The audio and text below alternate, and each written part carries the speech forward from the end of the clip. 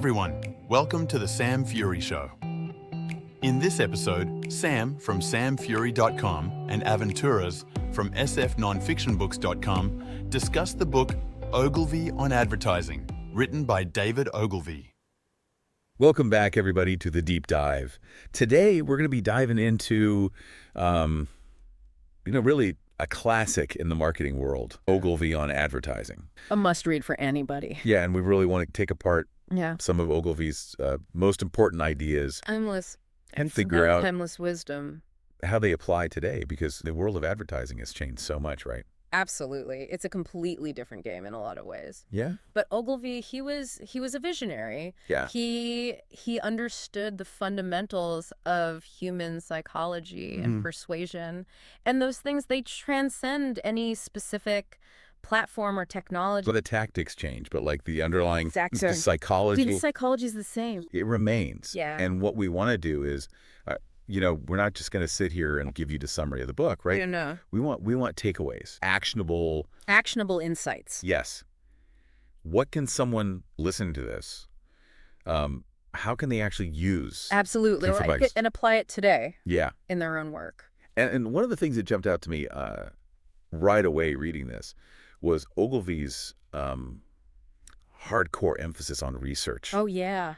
He's got this great quote where he says, God is in the details. And I mean, we hear that a lot. All the time. But especially today in this world of marketing. Data-driven, absolutely. What's your take on that in our world today? I think it's more relevant than ever, right? Yeah. Because Ogilvy, he couldn't have predicted the internet, right? He couldn't have predicted social media marketing, but what he did understand was the importance of knowing your audience inside and out. Yeah. He understood that, to create effective advertising, you need to go deep. You need to understand their motivations, their desires, their fears, their dreams. It's like he had this deep, almost like respect for the consumer, Absolutely. He respected the intelligence of the consumer. Yeah. He knew that they weren't just going to fall for any gimmick. Right. You had to really understand what made them tick. Yeah. And then speak to that. And this is where the data comes in today, right? Exactly. Because we have so much data available to us now. Right. We can track every click, every purchase. Yeah.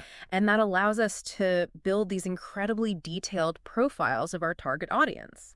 So his principles, they translate. It's just the tools are different now. Precisely. Yeah. We've got these powerful tools, but the principles are the same. Give me an example. How would a modern marketer take that God is in the details approach? Oh, there's so many ways.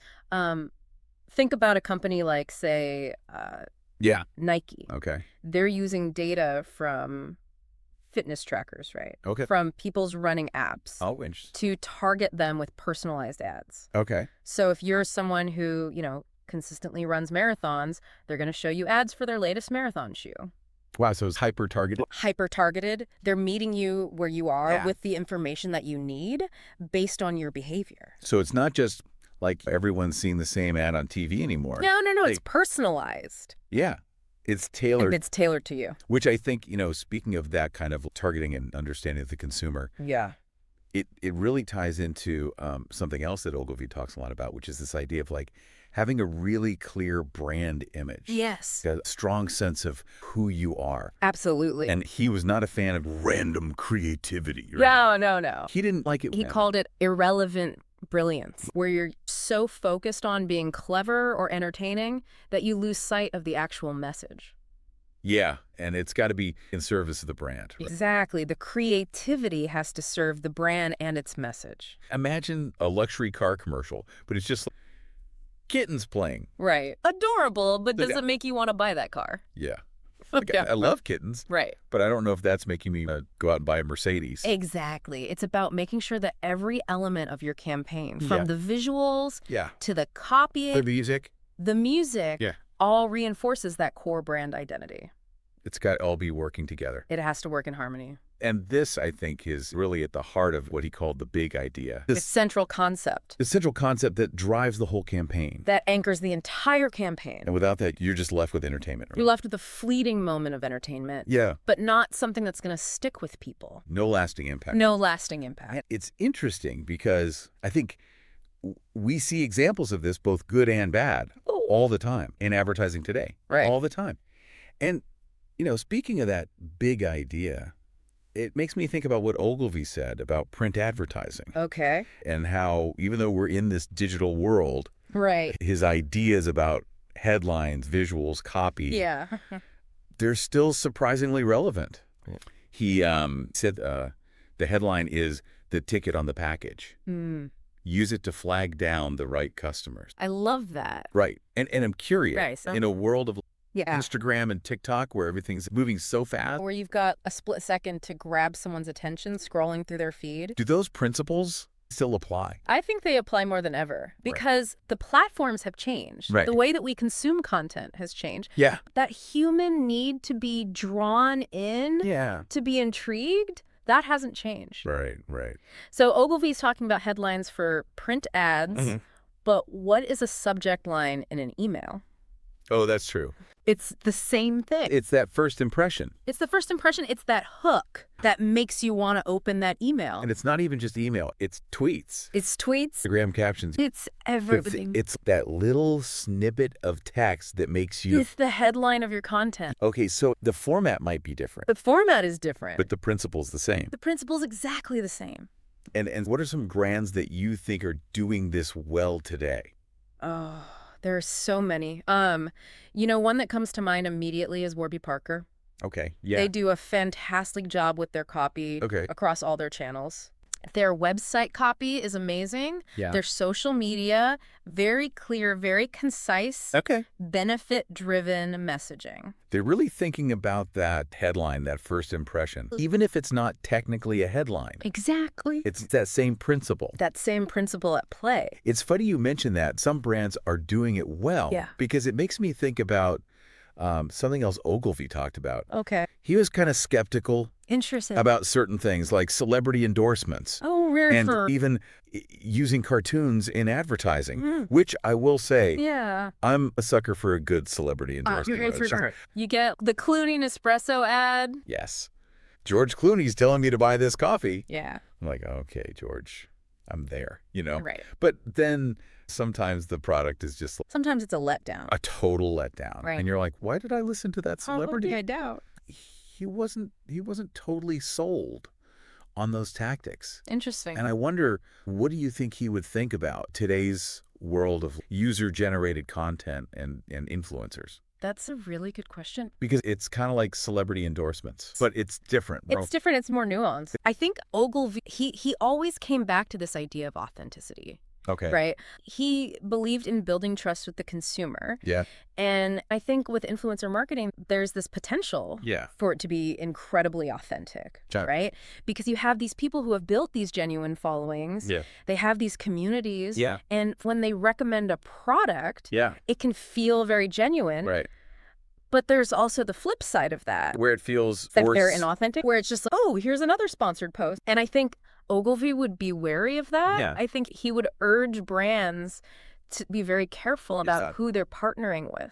To make sure it's a good fit. To make sure it's a genuine fit. The influencer actually aligns with their values. It's not just about the number of followers. The size of their audience. It's about the connection, the authenticity. It's funny, we should be talking about all this because I was thinking about something else that Ogilvy was really kind of concerned with was just the advertising industry as a whole and some of the challenges and the future of it. And he really, he had a lot to say about truth and ethics and advertising. Which, I mean, even more relevant today. Especially today. In a world of social media and fake news. With all the misinformation and the lack of trust. Echo chambers and all that. Exactly. What do you think Ogilvy would make of all this? I think he would be fascinated on the one hand. Because the access to information we have now. Right. The ability to target audiences with such precision. Right. It's incredible. Yeah, it's mind-blowing. But I also think he would be a little appalled at the same time. He really believed in truth and advertising and building that trust. And I think in some ways we've moved further away from that. It's almost like that old saying, like you can fool some of the people. You can fool some of the people all of the time. But it's harder to fool people now because they have so much information. They're more skeptical. more savvy. They could do their research. They could sniff out. They can see through the BS. The BS a mile away. So it's even more important. The stakes are higher. The stakes are higher than ever. For brands to be ethical. To be transparent. And to really walk the walk, not just talk the talk. Not just put out a flashy ad campaign. But actually live those values. I think consumers today, they can tell when a brand is just like trying to greenwash something or just jump on the latest trend without any real substance behind it. And it's almost like it's not even enough to just have a good product anymore or a good service. It's about your values.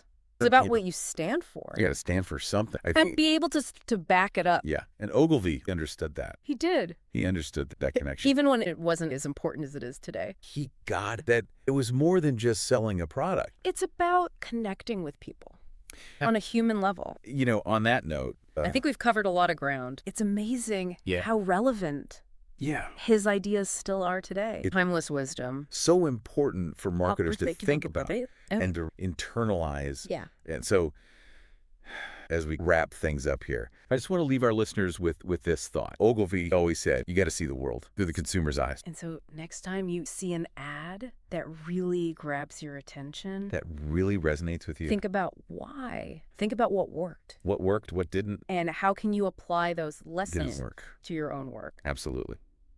All right, everybody. That's going to do it for this deep dive. Until next time. Into Ogilvy on advertising. Keep those ads coming. We'll see you next time. Thanks for tuning in to another episode of The Sam Fury Show. If you found this episode useful, let us know with a like, follow and share. Also, if you haven't already, be sure to visit samfury.com and join the free newsletter.